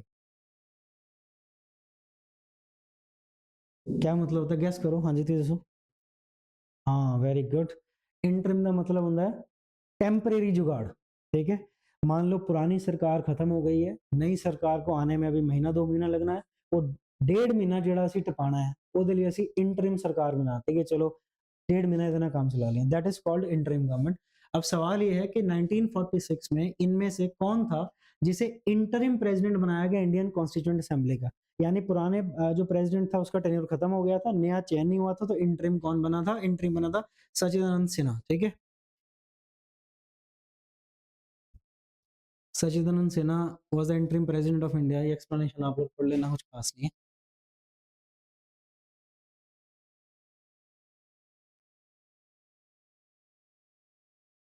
Next is sources of constitution of India. अब हमारे कॉन्स्टिट्यूशन की कौन कौन सी चीज़ कहाँ कहाँ से ली गई है उसके बारे में कुछ आइडिया है बच्चे, केड़ी केड़ी चीज़ कितों लेती गई है थोड़ा बहुत?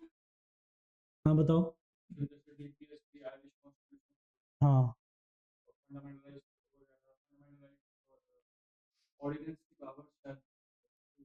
ठीक है। और हमने अपने मालिकों से क्या लिया है? हाँ, क्या मतलब होता है पार्लियामेंट्री फॉर्म में? बिल्कुल सही कहा आपने, आंसर ठीक है आपका।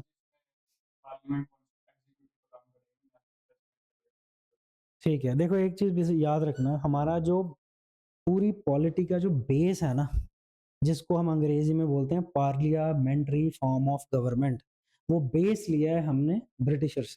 वो बेस क्या है कि एक पार्लियामेंट होगी जो मैंने आपको समझाया, कानून बनाएगी, एक कानून को लागू करेगी और एक लागू किए गए कानून के हिसाब से न्याय करेगी। ये जो फाउंडेशन है इसको बोलते हैं पार्लियामेंट्री फॉर्म ऑफ गवर्नमेंट, और ये हमने कहाँ से लिया है? ब्रिटिश से लिया। ठीक है, अच्छा अब आगे चलिए। तो फर्स्ट है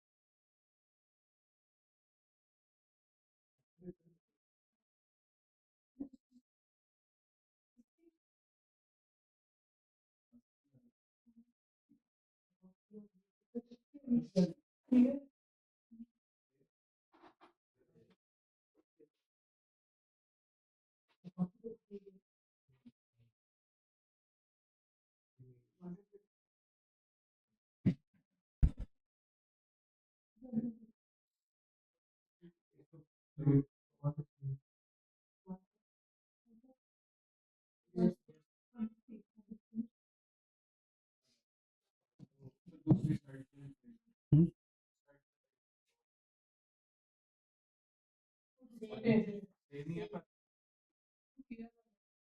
ये कैसे हटेगा ये वाला पेज है?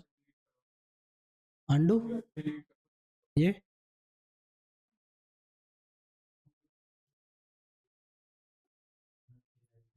ओके। द आइडिया ऑफ, ਹੁਣ एक नवा वर्ड फेयर यूज है, रेजिडुअल पावर्स। रेजिडुअल का मतलब की होता है? ठीक है। The idea of residual power in Indian constitution has been taken from the constitution of, देखो पावर जेडी है हमारे कॉन्स्टिट्यूशन में तीन लिस्ट हैं, एक यूनियन लिस्ट, एक स्टेट लिस्ट और एक कंकरेंट लिस्ट। यूनियन लिस्ट में वो सारे काम हैं जो किसने करने हैं? सेंट्रल गवर्नमेंट ने करने हैं। स्टेट लिस्ट में वो सारे काम जो किसने करने हैं? स्टेट ने करने हैं। कंकरेंट लिस्ट में वो सारे काम जो सेंटर भी कर सकता है और स्टेट भी कर सकता है, लेकिन अगर दोनों में कभी क्लैश हो जाए तो किसकी मानी जाएगी? Central government. इतना क्लियर है? एक चौथी कैटेगरी होती है, उसे बोलते हैं रेजिडुअरी पावर, यानी वो काम जो इन तीनों में कहीं भी फॉल नहीं करते हैं, ना सेंटर में, ना स्टेट में, ना कंकरेंट में, वो सारे के सारे काम किस में फॉल करेंगे? रेजिडुअरी पावर में। और इंडियन कॉन्स्टिट्यूशन उन रेजिडुअरी पावर्स जो है किसको देता है? Central government. अब ये जो कॉन्सेप्ट है रेजिडुअरी पावर का, क्यों बनाया गया, इसका क्या कारण है? जब हमारे पास ऑलरेडी तीन लिस्ट हैं, यूनियन लिस्ट है, स्टेट लिस्ट है, कंकरेंट लिस्ट है, तो हमने रेजिडुअरी पावर्स का कॉन्सेप्ट क्यों बनाया? उसका कारण सिर्फ सिंपल इतना है कि बहुत से laws over the period of time develop होते हैं। जैसे हमारा संविधान बना था 1940 में, तब इंटरनेट तो नहीं था। इंटरनेट नहीं था, इसका मतलब क्या? साइबर लॉज नहीं थे। ठीक है, अब अगर रेजिडुअरी पावर्स ना हो तो समय के अनुसार जो भी नए लॉज हमें बनाने पड़ेंगे, उसके उसके लिए हमेशा एक कॉन्फ्लिक्टिंग सिचुएशन होगी। कौन बनाएगा? सेंटर बनाएगी, स्टेट बनाएगी, या दोनों मिलकर बनाएंगे? क्या सिस्टम बनेगा? अब हमने एक कैटेगरी बना दी है रेजिडुअरी पावर, कि अगर समय बदलता है, हमें साइबर लॉज की जरूरत है। ठीक है, आने वाले टाइम में हो सकता है एआई और डेवलप हो जाए, आपके घर में रोबोट्स यूज नॉर्मल हो जाए, तो रोबोट से रिलेटेड हो सकता है हमें बहुत से लॉ बनाने पड़े। तो रेजिडुअरी पावर का मतलब क्या है? ऐसे कानून जो तीनों में नहीं है, डायरेक्टली उनको बनाने की पावर किसके पास चली जाती है? सेंट्रल गवर्नमेंट के पास चली जाती है। ठीक है, ये इंपॉर्टेंस है, इसलिए रेजिडुअरी पावर बनाया गया है। तो इसमें इसने पूछा है जो हमारे कॉन्स्टिट्यूशन में रेजिडुअरी पावर का कॉन्सेप्ट है, वो हमने कहाँ से लिए? वो हमने कैनेडियन कॉन्स्टिट्यूशन से लिए। ठीक है, नेक्स्ट। ये थोड़ा सा डिस्कस कर लेते हैं, उन्होंने छोटी छोटी चीजें और भी बताई हैं। The idea of residuary power in Indian constitution has been borrowed from the constitution of Canada, ये कनाडा से लिया गया है। हाउएवर अकॉर्डिंग टू आर्टिकल 248, ये जो होता है ना बच्चे, ये चीज इसको क्या बोलते हैं? और सबसेट तो मैथ्स की भाषा हो गई, ठीक है, वो पार्ट हो गया। कानून की भाषा में से बोलते हैं क्लॉज। 248 क्लॉज 2, ठीक है, इसकी प्रोनाउंसिएशन ये होगी, ठीक है। However, according to Article 248, Clause 2 of Indian Constitution, Parliament has exclusive power to make any law with respect to any matter not enumerated in List 2 and List 3, ठीक है। जो भी लिस्ट ऊपर है, अगर उनमें कोई कानून नहीं दिया गया तो सेंट्रल गवर्नमेंट उसका लॉ बनाएगी। साउथ अफ्रीका से हमने क्या लिया है? Election of the members of Rajya Sabha and amendment of the constitution. संविधान को बदलना कैसे है उसका प्रोसीजर, और जो राज्यसभा के इलेक्शन होते हैं उनका प्रोसीजर हमने साउथ अफ्रीका से लिया है। जापान से क्या लिया है? Concept of procedure established by law. ये थोड़ा सा मैं आपको समझा देता हूँ। प्रोसीजर एस्टैब्लिश्ड बाय लॉ क्या मतलब होता है बच्चे, इसका थोड़ा आइडिया किसी को हो हल्का फुल्का? प्रोसीजर एस्टैब्लिश्ड बाय लॉ,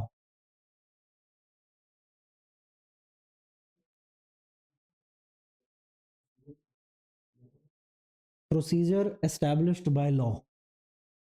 देखो लॉ के ये दो कॉन्सेप्ट होते हैं, थोड़े से टेक्निकल हैं, आप लोगों को नहीं पता होगा। एक होता है प्रोसीजर एस्टैब्लिश्ड बाय लॉ, एक होता है ड्यू प्रोसेस ऑफ लॉ, ठीक है। ये इंडिया में चलता है procedure established by law, America में चलता है ड्यू प्रोसेस ऑफ लॉ। अब ये दोनों में फर्क क्या है?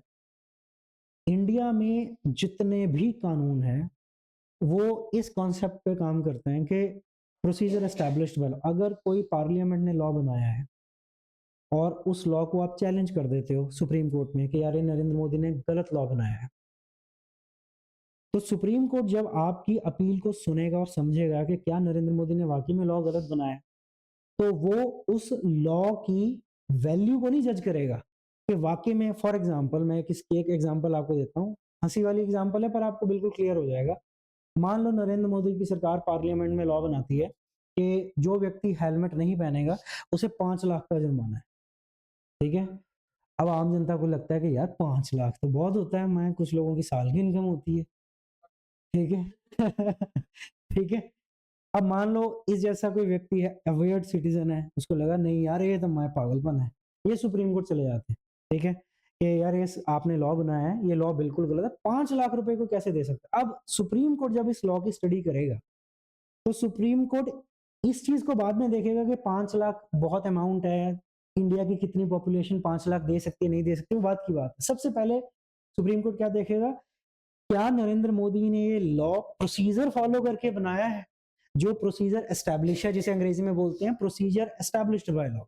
यानी लॉ बनाने का प्रोसीजर क्या है? पहले बिल लेके आना है लोकसभा में, फिर लोकसभा में वो 2/3 मेजोरिटी से पास होगा, फिर वो जाएगा राज्यसभा में, वहां से 2/3 मेजोरिटी से पास होगा, फिर वो जाएगा प्रेसिडेंट के पास, फिर प्रेसिडेंट साइन करेगा। पहले सुप्रीम कोर्ट ने देखना है कि क्या procedure establish by law follow हुआ है।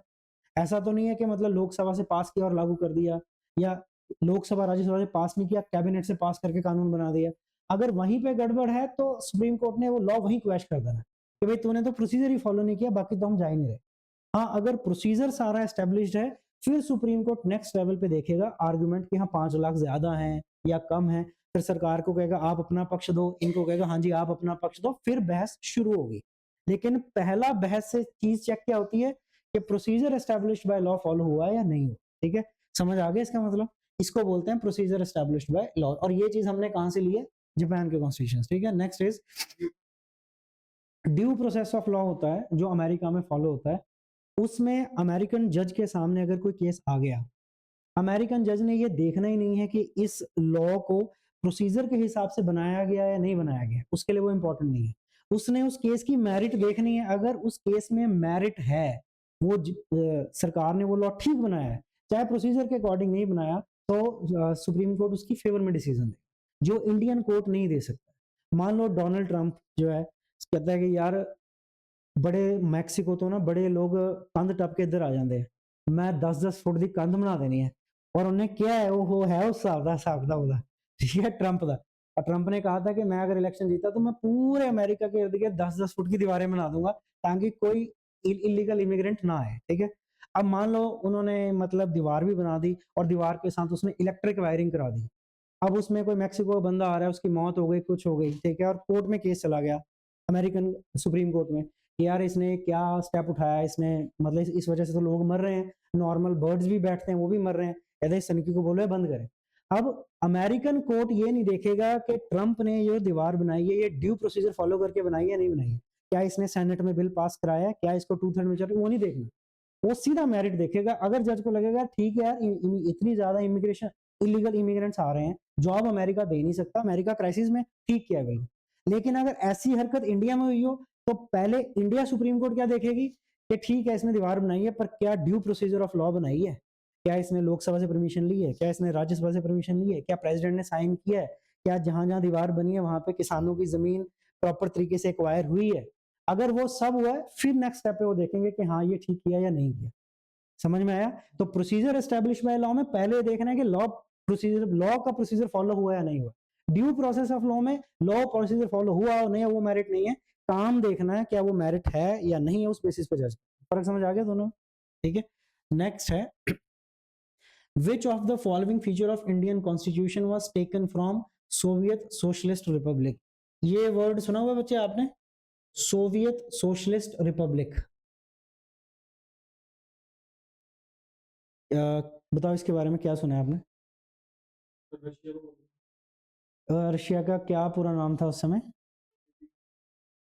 देखो उसका एक शॉर्ट फॉर्म आपने जरूर कहीं पढ़ा होगा, USSR, ठीक है? इसकी फुल फॉर्म थी union Soviet socialist Russia, republic नहीं, Russia, union Soviet socialist Russia, ठीक है? अब ये जो सोवियत है ये क्या चीज है, कभी सोचा आपने सोवियत क्या चीज है? जैसे इंडिया में हम बार बार वर्ड यूज करते हैं ना स्टेट, हरियाणा हिमाचल के लिए, वहां पे जो लोकल यूनिट है, स्टेट यूनिट है, उसके लिए वो रशियन वर्ड यूज करते हैं सोवियत। सोवियत का मतलब होता है स्टेट। ऐसे ही स्विट्जरलैंड की भाषा में वहां के लिए स्टेट का वर्ड यूज होता है कैंटन्स, है ना? कैंटन सोवियत, इसका मतलब क्या है? जैसे हरियाणा है, पंजाब है, हिमाचल है, स्टेट है, ठीक है? तो सोवियत सोशलिस्ट सोवियत रशिया, ठीक है? सोशलिस्ट का मतलब तो चलो एक फिलॉसफी है, उसकी डिटेल में नहीं जाएंगे, आप कंफ्यूज हो जाओ। अब क्वेश्चन ये पूछ रहा है which of the following features of Indian constitution was taken from, मतलब रशिया से या उस समय का जो यूएसएसआर था उससे हमने हमारे इंडियन कॉन्स्टिट्यूशन में क्या लिया गया है? गेस करो क्या लिया गया है? और 5 ईयर प्लान तो लिए गए, उसको कमांड इकोनॉमी बोलते हैं, वो मैं थोड़ा आपको समझा देता हूँ। ये देखो, अब दो तरह की इकोनॉमी होती है, एक होती है कमांड इकोनॉमी, एक होती है non command economy. Command economy मतलब जब सरकार आपको बताती है कि आपने 3 मेजर इकोनॉमिक एक्टिविटीज कैसे कैसे करनी है। 3 मेजर इकोनॉमिक एक्टिविटीज कौन सी होती है? One is production, another is distribution और आखिरी इज कंजम्पशन। पूरी इकोनॉमी इन्हीं 3 चीजों पे बेस्ड है, प्रोडक्शन, डिस्ट्रीब्यूशन और कंजम्पशन। कमांड इकोनॉमी वो इकोनॉमी है जिसमें सरकार आपको बताती है क्या प्रोड्यूस करना है, कैसे डिस्ट्रीब्यूट करना है और कंज्यूम भी कैसे करना है।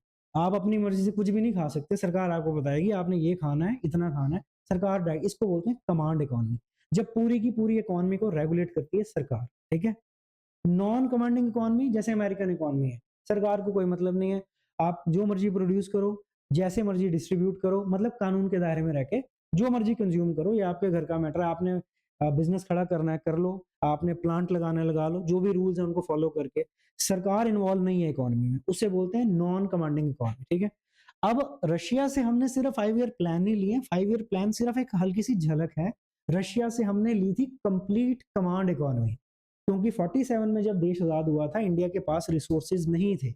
इंडिया एक बहुत बड़ा कंट्री था, करोड़ों में पॉपुलेशन थी, ना खाने के लिए खाना था, लोगों के पास रहने के लिए घर नहीं थे, गरीबी बहुत ज्यादा थी। उस समय इंडिया ये अफोर्ड नहीं कर सकता था कि लोगों को फ्रीडम दे दे कि आप अपने हिसाब से देख लो आपने क्या क्या। इसीलिए हमने रशिया से कमांड इकोनॉमी ली। मीन सेंट्रल गवर्नमेंट ने अपने हाथ में कमान ली कि हम डिसाइड करेंगे इकोनॉमी को कैसे चलाना है, कौन सी फैक्ट्रीज लगानी है, कौन सी फैक्ट्रीज नहीं लगानी है। इसीलिए नेहरू ने डिसाइड किया कि हम डिफेंस में ज्यादा पैसा नहीं खर्च करेंगे, क्योंकि हम गरीब देश हैं, हमें फैक्ट्रीज पहले लगानी है, हमें आईआईटीज बनाने हैं, हम डिफेंस में पैसा नहीं खर्चेंगे, हमें हवाई जहाज नहीं चाहिए। चलो नेहरू अपनी जगह ठीक थे, पर नेहरू के इस डिसीजन की हमें कीमत चुकानी पड़ी। 1962 में चाइना के साथ वॉर हुई, हम बड़ी बुरी तरह से हारे क्योंकि मिलिट्री तैयारी हमारी नहीं थी। ठीक है?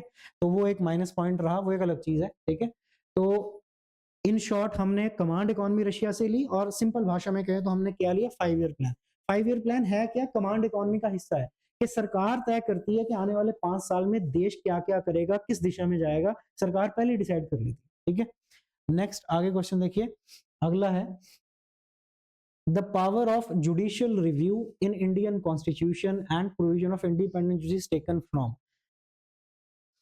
ठीक है, वो तो चलो ठीक है, अमेरिका से ले लिया। जुडिशियल रिव्यू का मतलब क्या होता है? हिंदी में इसका है न्यायिक पुनर्विलोचन, बड़ा मुश्किल है।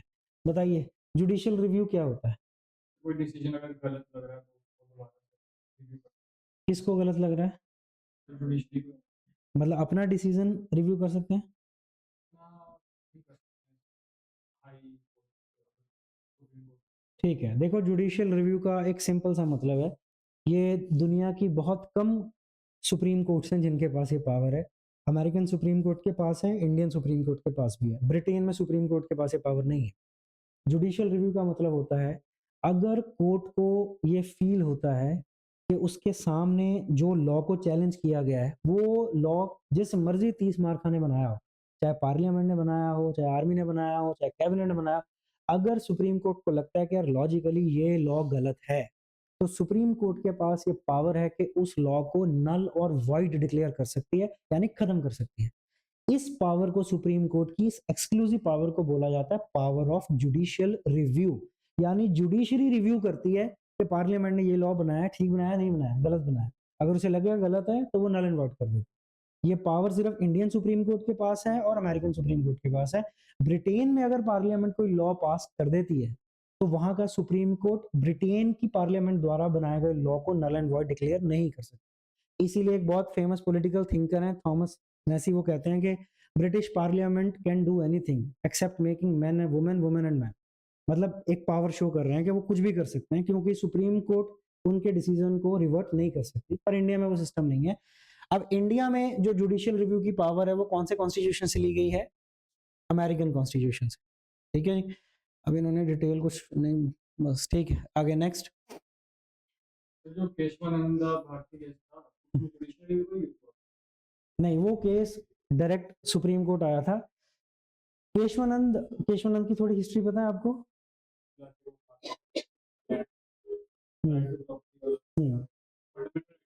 फंडामेंटल राइट था।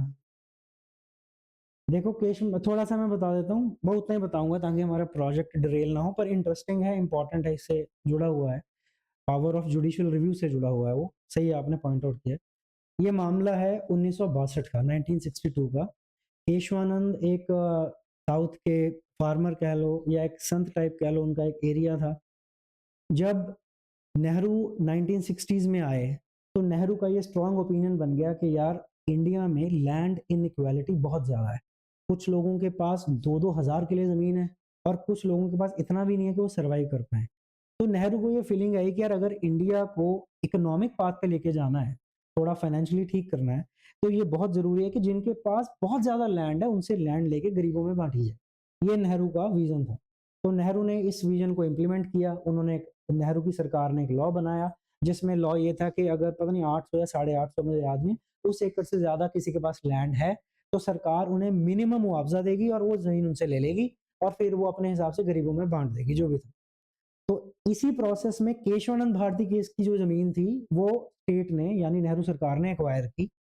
और जब एक्वायर कर ली नेहरू सरकार ने, तो नेहरू सरकार के इस लॉ के अगेंस्ट केशवानंद भारती केस, केशवानंद जो थे वो सुप्रीम कोर्ट गए, पहले बॉम्बे हाई कोर्ट गए, फिर सुप्रीम कोर्ट ये केस गया, जो बड़ा फेमस बना बाद में, Kesavananda Bharati versus state of government of India का केस, ठीक है। उस केस में सुप्रीम कोर्ट को ये लगा कि हाँ, ये जो लॉ बनाया गया है, जो नेहरू ने जो लॉ बनाया है, ये जो सिटीजन है उनकी जो राइट टू प्रॉपर्टी है, जो प्रॉपर्टी का अधिकार है, जो फंडामेंटल राइट था उस समय, ये उसको ब्रीच करता है। हर व्यक्ति के पास अपनी प्रॉपर्टी का अधिकार है। आज सरकार इनकी जमीन ले रही है, कर इनके घर आके बोलेगी आप घर से निकल जाओ, तो ये तो मतलब बड़ा अर्बिट्री है, गलत है। इसीलिए नेहरू सरकार के अगेंस्ट सुप्रीम कोर्ट ने फैसला दिया इस जुडिशियल रिव्यू की पावर का इस्तेमाल करते हुए कि आपने ये लॉ गलत है, और उनकी लैंड जो है रिस्टोर की गई केशवानंद, ठीक है। लेकिन बाद में चल के सेंट्रल गवर्नमेंट ने एक बड़ा स्मार्ट मूव उन्होंने खेला। उन्होंने जो राइट टू प्रॉपर्टी है उसे फंडामेंटल राइट से निकाल के बाद में लीगल राइट बना दिया। अब फंडामेंटल राइट की प्रॉब्लम ये है कि अगर फंडामेंटल राइट ब्रेक होता है तो एक सिटीजन सीधा सुप्रीम कोर्ट जा सकता है और सुप्रीम कोर्ट के लिए कंपल्शन होती है उसको सुनना। लेकिन जो लीगल राइट है अगर वो टूटता है तो आपको डिस्ट्रिक्ट कोर्ट से शुरू करना होता है, पहले डिस्ट्रिक्ट कोर्ट, फिर सेशन कोर्ट, फिर हाई कोर्ट। तो फिर गवर्नमेंट ने स्मार्ट मूव लिया, राइट टू प्रॉपर्टी को निकाल के एक लीगल राइट बना दिया। भाई लड़ते रहो, लोअर कोर्ट से घसीटियां कटते रहो, जब तक कोई हाई कोर्ट नहीं पहुंचना तब तक ही इंडिया का नक्शा बदल देना, ठीक है। खैर आगे चलते हैं। The makers of Indian constitution took the principle of freedom, equality and fraternity, तो कर तो लिया यार, अब कितनी बार करना है फ्रांस से। आगे, financial emergency provision of Indian constitution has been borrowed from. Financial emergency के प्रोविजंस कहां से लिए हैं हमने? पहले आप मुझे ये बताओ कि फाइनेंशियल इमरजेंसी के बारे में आपने थोड़ा बहुत सुना है, पहले इसको समझ लेते हैं क्या होती है फाइनेंशियल इमरजेंसी। मतलब कब लगी है फाइनेंशियल इमरजेंसी इंडिया में? अभी तक तो एक भी बात नहीं। देखो इंडिया में इमरजेंसी के 3 आर्टिकल हैं। पहला आर्टिकल आर्टिकल 352, इसे बोलते हैं नेशनल इमरजेंसी, राष्ट्रीय आपातकाल। दूसरा है आर्टिकल 356 जिसे बोलते हैं स्टेट इमरजेंसी, राज्य आपातकाल। और आखिरी है आर्टिकल 360 जिसे हम बोलते हैं फाइनेंशियल इमरजेंसी, आर्थिक आपातकाल, ठीक है। नेशनल इमरजेंसी जो है वो 3 बार लगी है, शायद एक आधा क्वेश्चन आगे आ भी जाए, ठीक है। पहली बार लगी थी चाइना के जहां से वॉर हुई थी 1962 में, दूसरी जब बांग्लादेश बना 1971 में, और तीसरी 75 में क्या हुआ था जब इंदिरा ने इमरजेंसी लगा दी थी, ठीक है। 3 बार नेशनल इमरजेंसी लगी। स्टेट इमरजेंसी की तो कोई काउंटिंग नहीं है, 500 से ज्यादा बार लग चुकी है, ठीक है, ये तो छोड़ दो आप। फाइनेंशियल इमरजेंसी आज तक इंडिया में नहीं लगी है, लेकिन इसका प्रोविजन जो है कॉन्स्टिट्यूशन में उसको आप समझ लो। फाइनेंशियल इमरजेंसी का सिंपल मतलब ये है कि अगर कभी सेंट्रल गवर्नमेंट को लगता है कि देश चलाने के उनके पास पैसे नहीं बचे तो तब financial emergency central government implement कर सकती है और उसके तहत कई तरह के स्टेप गवर्नमेंट उठा सकती है। गवर्नमेंट एम्प्लॉय की सैलरीज कम कर सकती है, 50% कर सकती है, 20% कर सकती है, बिल्कुल बंद कर सकती है, अपने हिसाब से जो भी करना है। क्या प्रोडक्शन होगी, कितनी प्रोडक्शन होगी, कौन सी फैक्ट्री चलेगी, कौन सी फैक्ट्री नहीं चलेगी, बिजली कैसे बचानी है, हर तरह का मेजर सेंट्रल गवर्नमेंट ले सकती है। उसमें आप इसकी इम्प्लीकेशन को समझो कि तब आप कोर्ट नहीं जा सकते ये कहते हुए कि सरकार की ये हरकतें मेरे फंडामेंटल राइट को ब्रीच कर रही हैं जी, इन्हें रिस्टोर करो। तब कोर्ट क्या कहेगा, नहीं भाई साहब ये नॉर्मल सर्कमस्टांसिस नहीं है, सेंट्रल गवर्नमेंट ने फाइनेंशियल इमरजेंसी लगाई हुई है और फाइनेंशियल इमरजेंसी में कॉन्स्टिट्यूशन उन्हें अधिकार देता है कि आपके ये फंडामेंटल राइट ब्रीच हो सकते हैं। हमारा कॉन्स्टिट्यूशन कहता है जब इमरजेंसी लगी है सिर्फ आपका एक फंडामेंटल राइट ब्रीच नहीं होगा, article 21 right to life and liberty, मतलब जिंदा रहने का अधिकार तो सरकार आपसे नहीं ना ले सकती कि सुसाइड करो जी, ठीक है। लेकिन बाकी सारे फंडामेंटल राइट इमरजेंसी के दौरान में ब्रीच किए जा सकते हैं, संविधान सरकार को अधिकार देता है। पर ये सुन के बड़ा डरावना लगता है पर ऐसा है नहीं। अगर आप सरकार के अगेंस्ट कोर्ट में चले जाते हो कि हमारे फंडामेंटल राइट ब्रीच हो रहे हैं, आपको जरूर जज ये कहेगा कि यार इमरजेंसी लगी हुई है, तेरे ब्रीच हो सकते हैं, पर वो सरकार को भी पूछेगा भी की चक्कर है, कितना चेर होर चलानी है इमरजेंसी, क्यों लाई थी, मैंने समझा इधर आके बिठा। सरकार को एक्सप्लेनेशन देनी पड़ेगी कि हाँ सिचुएशन बड़ी खराब है जी, लगानी पड़ेगी, तो सरकार को भी जवाब दे देनी होती, ठीक है जी। नेक्स्ट आगे चलते हैं। तो बस जर्मनी के कॉन्स्टिट्यूशन लिया गया था, प्रोविजन ऑफ फाइनेंशियल इमरजेंसी सारी हमने जर्मनी से लिया, वेदर नेशनल, स्टेट या फाइनेंशियल, सब जर्मनी से ली हुई है, ठीक है।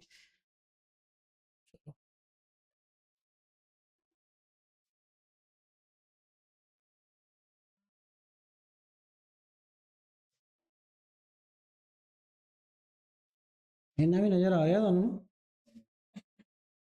Which of the following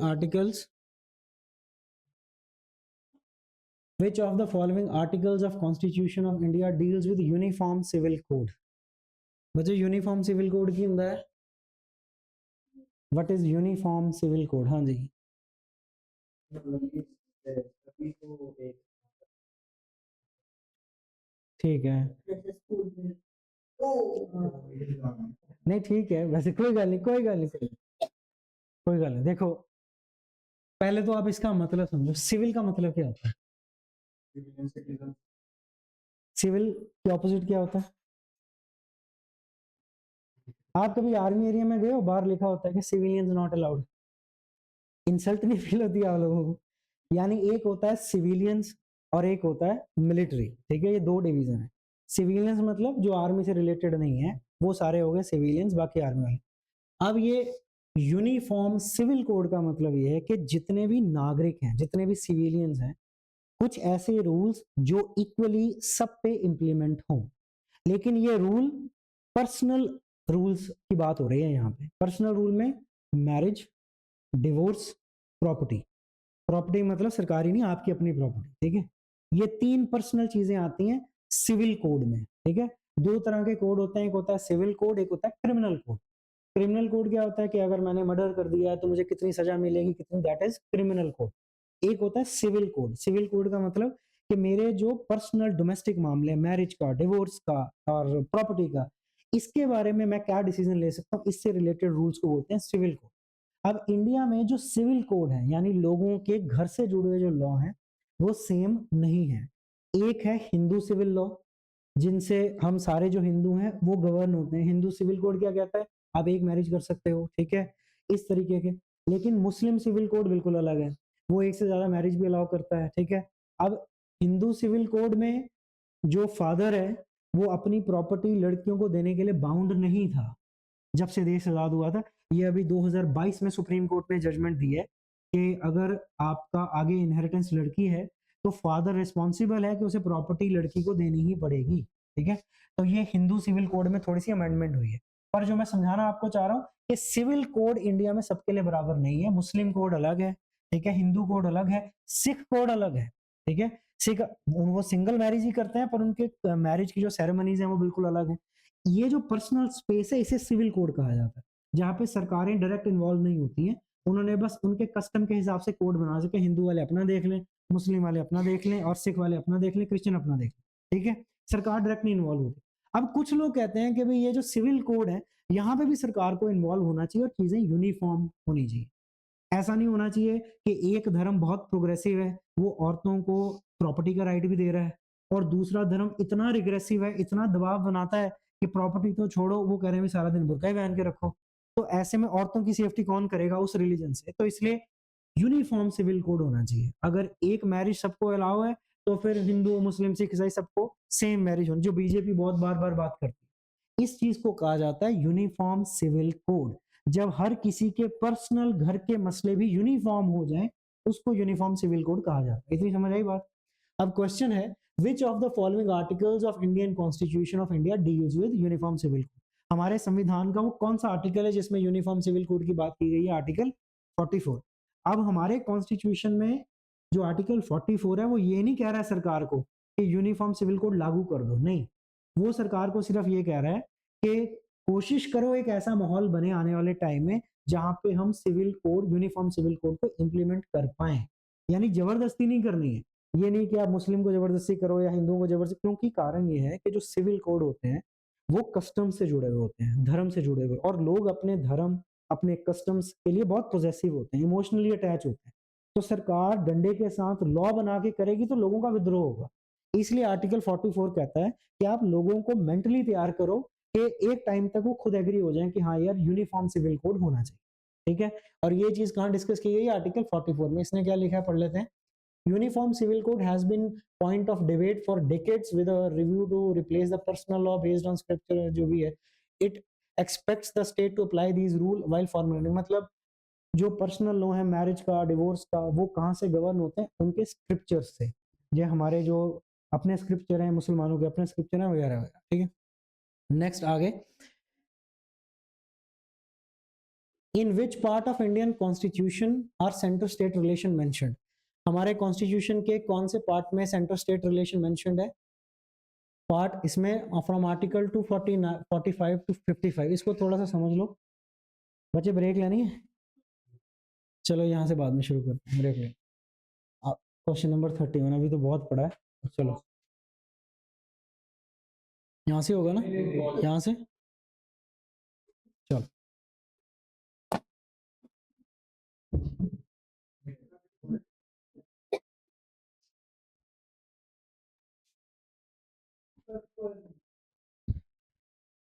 पानी हो गया है पे, बोतल ना दिया ना, चल रहा है, चल रहा है।